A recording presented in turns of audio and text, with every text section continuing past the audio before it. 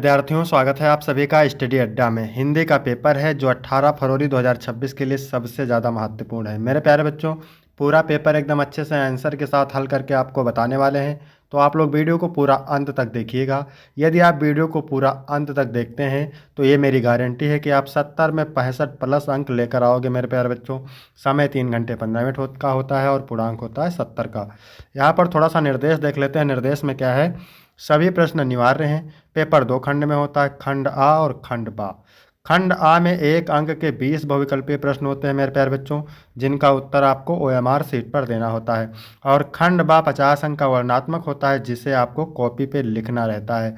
तो सभी लोग वीडियो को लाइक करेंगे, चैनल पर नए होंगे चैनल को सब्सक्राइब करेंगे, शेयर करेंगे। चलिए वीडियो को शुरू करते हैं। सबसे पहले खंड आ, इसमें 20 बहुविकल्पीय प्रश्न हैं, जिनका उत्तर आपको OMR सीट पर देना है और बोर्ड एग्जाम के लिए सबसे ज़्यादा महत्वपूर्ण है। तो प्रश्न नंबर 1 है, क्या भूलूं क्या याद करूं रचना की विधा है? संस्मरण, आत्मकथा, जीवनी, कहानी। कमेंट करेंगे। क्या भूलूं क्या याद करूं रचना की विधा है, क्या है ये? तो ये आत्मकथा है मेरे प्यारे बच्चों, और हरिवंश राय बच्चन की आत्मकथा है। इसके बाद प्रश्न नंबर 2 है, निर्मला उपन्यास के रचनाकार हैं? मुंशी प्रेमचंद, भगवती चरण वर्मा, चंद्रधर शर्मा गुलेरी, बाल मुकुंद गुप्त। तो निर्मला उपन्यास के रचनाकार हैं Munshi Premchand. A option right हो जाएगा। तीसरा है, अपनी खबर रचना की विधा है? एकांकी है, संस्मरण है, नाटक है, आत्मकथा है। तो अपनी खबर मेरे प्यारे बच्चों आत्मकथा है। डी ऑप्शन राइट हो जाएगा। अपनी खबर किसकी रचना है? पांडे बेचन शर्मा उग्र की। इसके बाद 4 नंबर प्रश्न है, रामधारी सिंह दिनकर की रचना नहीं है? तो अर्धनारीश्वर है, संस्कृति के 4 अध्याय ये भी है, रेती के फूल, ये तीनों रचनाएं रामधारी सिंह दिनकर की है। अजातशत्रु नहीं है। अजातशत्रु मेरे प्यारे बच्चों जयशंकर प्रसाद की रचना है। 5 नंबर प्रश्न है, गुनाहों का देवता के लेखक हैं? धर्मवीर भारती, अज्ञेय, जयशंकर प्रसाद, जैनेन्द्र कुमार। तो गुनाहों का देवता के लेखक हैं धर्मवीर भारती। इसके बाद मेरे प्यारे बच्चों 6 नंबर प्रश्न है, निम्नलिखित कवियों में से किस कवि को राष्ट्र कवि का सम्मान मिला है? सुमित्रानंद पंत को, मैथिली शरण गुप्त को, सूर्यकांत त्रिपाठी निराला को, महादेवी वर्मा को। तो मेरे प्यारे बच्चों बी ऑप्शन राइट हो जाएगा। इसके बाद 7 नंबर है, रामचंद्रिका के रचनाकार हैं? पद्माकर हैं, देव हैं, मतीराम हैं, केशवदास हैं। तो रामचंद्रिका केशवदास की रचना है। डी ऑप्शन करेक्ट हो जाएगा। इसके बाद 8 नंबर क्वेश्चन है मेरे प्यारे बच्चों, घनानंद किस काल के कवि हैं?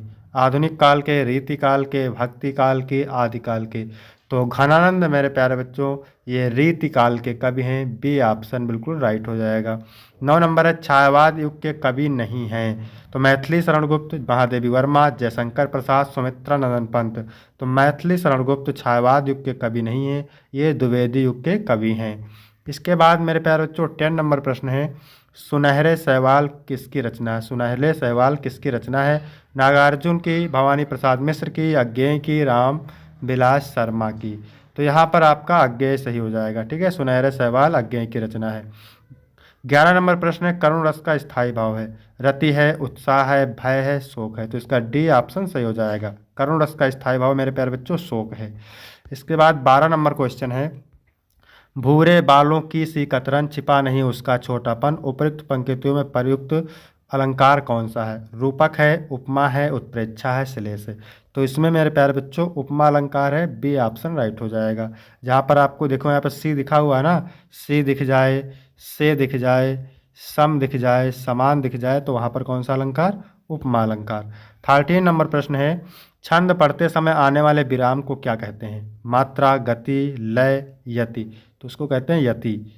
ठीक है, डी ऑप्शन करेक्ट हो जाएगा। 14 नंबर है, अभ्यास शब्द में किस उपसर्ग का प्रयोग किया गया है? अ, अभि, अभ, अस। तो अभ्यास में अभि उपसर्ग का प्रयोग किया गया है। ठीक है मेरे प्यारे बच्चों।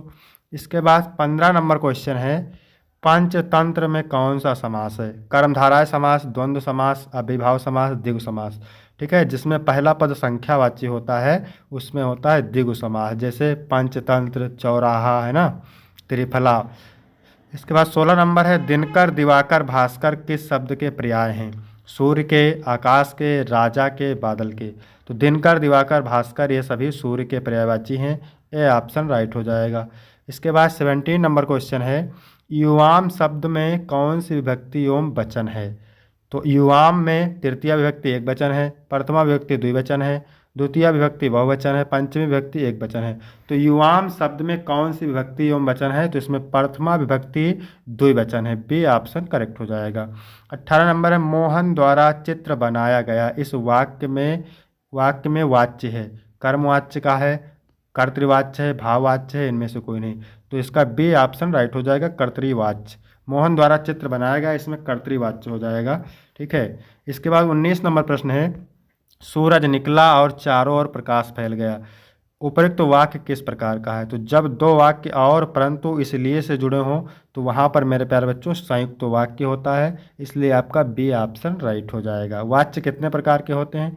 नहीं, रचना के आधार पर वाक्य के कितने भेद होते हैं? तो 3 बताना है, सरल वाक्य, संयुक्त वाक्य और मिश्र वाक्य। 20 नंबर है, कौन सा शब्द सर्वनाम है? मोहन, बगीचा, सच्चा।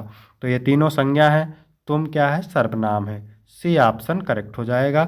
यहाँ तक हो गए 20 बहुविकल्पीय प्रश्न, जो कि बोर्ड एग्जाम के लिए सबसे ज़्यादा महत्वपूर्ण है। इसके बाद खंड व वर्णनात्मक प्रश्न है। 21 नंबर प्रश्न है, निम्नलिखित गद्यांश पर आधारित दिए गए प्रश्नों के उत्तर दीजिए।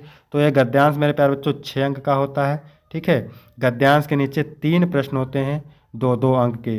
तो किसी भी गद्यांश को हल करने से पहले सबसे पहले उसको पढ़ते हैं, और ये गद्यांश मेरे प्यारे बच्चों मोस्ट इम्पॉर्टेंट है।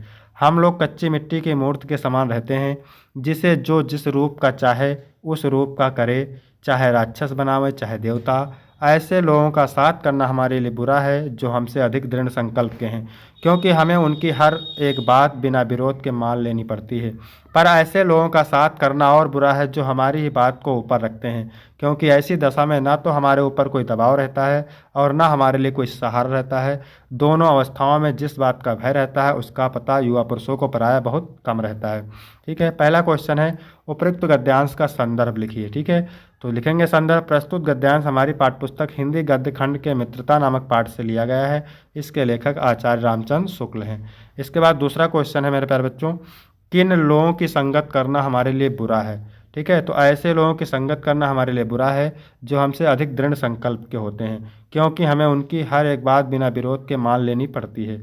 इसके अलावा ऐसे लोगों की संगत करना भी बुरा है जो हमारी ही बात को ऊपर रखते हैं, क्योंकि ऐसी दशा में ना तो हमारे ऊपर कोई दबाव रहता है और ना हमारे लिए कोई सहारा रहता है। इसके बाद तीसरा क्वेश्चन है, रेखांकित अंश की व्याख्या। तो व्याख्या मेरे प्यारे बच्चों किसकी करना है? जिसकी रेखा खींची हुई है, यहाँ से लेकर के यहाँ तक की करना है व्याख्या। तो चलिए देख लेते हैं मेरे प्यारे बच्चों व्याख्या। हम लोग कच्ची मिट्टी की मूर्ति के समान होते हैं और हमें अपने संगत का ध्यान रखना चाहिए, क्योंकि हमारी संगत हमारे व्यक्तित्व को प्रभावित करती है।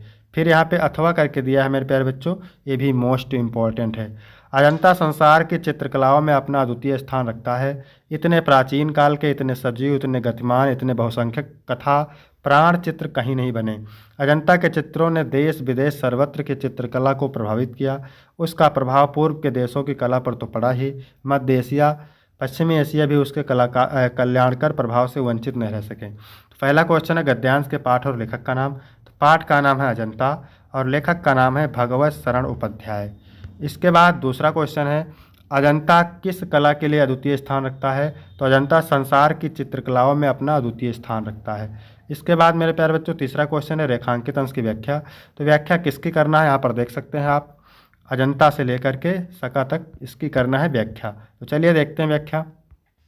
प्रस्तुत गद्यांश में लेखक का कहना है कि अजंता की चित्रकला का विशेष प्रभाव अपने देश पर नहीं, विदेश की चित्रकलाओं पर भी पड़ा है। चीन, जापान, इंडोनेशिया आदि पूर्व के देशों में इनके जैसे प्रयोग स्पष्ट रूप से देखने को मिलते हैं। साथ ही ईरान, मिस्र आदि मध्य पश्चिमी एशिया के देशों की चित्रकला भी इसके प्रभाव से अपने को मुक्त नहीं कर सकी है।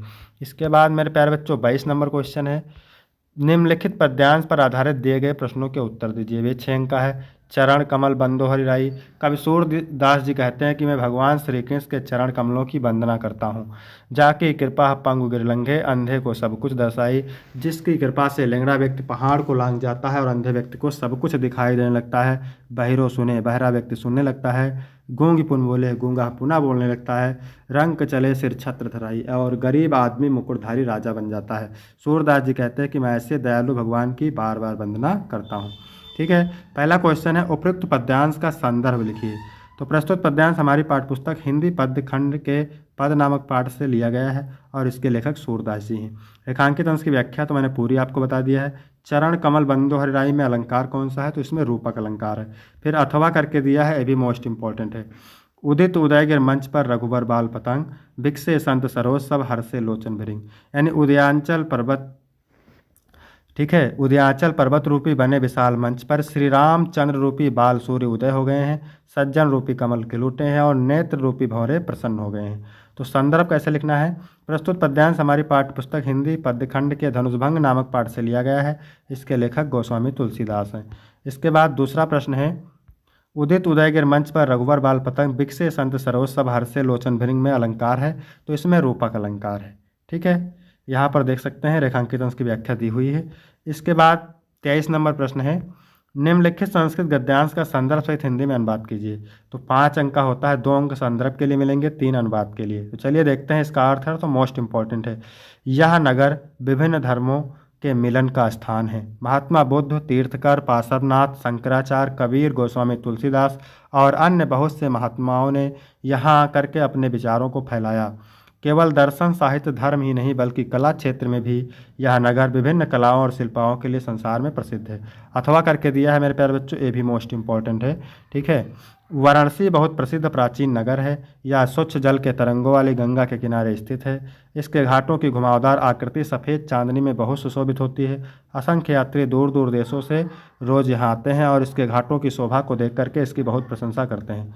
संदर्भ लिखना है, प्रस्तुत गद्यांश हमारी पाठ्यपुस्तक के संस्कृत खंड में संकलित वाराणसी नामक पाठ से लिया गया है। फिर 24 नंबर प्रश्न है मेरे प्यारे बच्चों, निम्नलिखित संस्कृत श्लोकों का संदर्भ सहित हिंदी में अनुवाद कीजिए। 5 अंक का ये भी है। सर्वे भवन्तु सुखिनः, सभी सुखी हों। सर्वे सन्तु निरामया, सभी निरोग हों। सर्वे भद्राणि पश्यन्तु, सभी कल्याण को देखें। माँ कश्चित् दुख भाग भवेत्, कोई दुख का भागी ना हो। संदर्भ, प्रस्तुत संस्कृत गद्यांश हमारी पाठ्यपुस्तक के संस्कृत खंड में संकलित भारतीय संस्कृति पाठ से लिया गया है। फिर अथवा करके दिया है मेरे प्यारे बच्चों, मंगलम मरणम यत्र विभूत च विभूषणम, कोपिनम यत्र कोशे सा काशी केन्मीयते। यानी जहाँ मरना मंगलकारी है, जहाँ की राख एक प्रकार का आभूषण है। कोपिनम यत्र कोशे, जहाँ की रेशमी साड़ियाँ हैं। सा काशी केन्मीयते, वह काशी किसके द्वारा मापी जा सकती है। संदर्भ लिखेंगे, प्रस्तुत श्लोक हमारी पाठ्यपुस्तक के संस्कृत खंड में संकलित वाराणसी नामक पाठ से लिया गया है। इसके बाद 25 नंबर प्रश्न है मेरे प्यारे बच्चों, अपने पठित खंडकाव्य के आधार पर दिए गए प्रश्नों में से किसी एक प्रश्न का उत्तर दीजिए। तो ये अलग अलग जिले के लिए अलग अलग खंडकाव्य होता है। हम है बहराइच उत्तर प्रदेश से, तो यहाँ पर बहराइच में चलता है मेरे प्यारे बच्चों मेवाड़ मुकुट। इसी तरह से अलग अलग डिस्ट्रिक्ट के लिए अलग अलग खंडकाव्य निर्धारित है, तो इसको आप तैयार करेंगे। इसके बाद 26 का नंबर है, निम्नलिखित लेखकों में से किसी एक लेखक का जीवन परिचय देते हुए उनकी एक प्रमुख रचना का उल्लेख कीजिए। 5 अंक का है। जयशंकर प्रसाद, डॉक्टर राजेंद्र प्रसाद, रामधारी सिंह दिनकर। यदि आपने अभी तक जीवन परिचय नहीं तैयार किया है, तैयार कर लीजिए, मोस्ट इंपॉर्टेंट है। और ठीक है, कमेंट करके बताएंगे तो इसका वीडियो हम अपलोड कर देंगे। इसके बाद कवि का जीवन परिचय देते हुए उनके एक प्रमुख रचना का उल्लेख कीजिए। तुलसीदास, मैथिली शरणगुप्त, महादेवी वर्मा। मोस्ट इंपॉर्टेंट है। इसके बाद 27 नंबर क्वेश्चन है, अपनी पाठ्यपुस्तक के संस्कृत खंड से कंठस्थ कोई एक श्लोक लिखिए जो इस प्रश्न पत्र में ना आया हो। 28 नंबर है, अपने मोहल्ले की नालियों की समुचित सफाई के लिए नगर निगम के स्वास्थ्य अधिकारी को पत्र लिखिए। तो ये भी मोस्ट इंपॉर्टेंट है। इसके बाद 29 नंबर क्वेश्चन है, निम्नलिखित में से किन्हीं 2 प्रश्नों के संस्कृत में उत्तर देना है। 2 अंक का है और मोस्ट इंपॉर्टेंट है, 2 प्रश्न करने हैं। इसके बाद 30 नंबर प्रश्न है मेरे प्यारे बच्चों, निम्नलिखित में से किसी एक विषय पर निबंध लिखिए। तो ये है, इसको आप तैयार करेंगे। तो मेरे प्यारे बच्चों, वीडियो कैसा लगा? वीडियो अच्छा लगा हो तो वीडियो को लाइक करेंगे, चैनल को सब्सक्राइब करेंगे। फिर मिलते हैं आपको अगले वीडियो में, तब तक के लिए जय हिंद, जय भारत।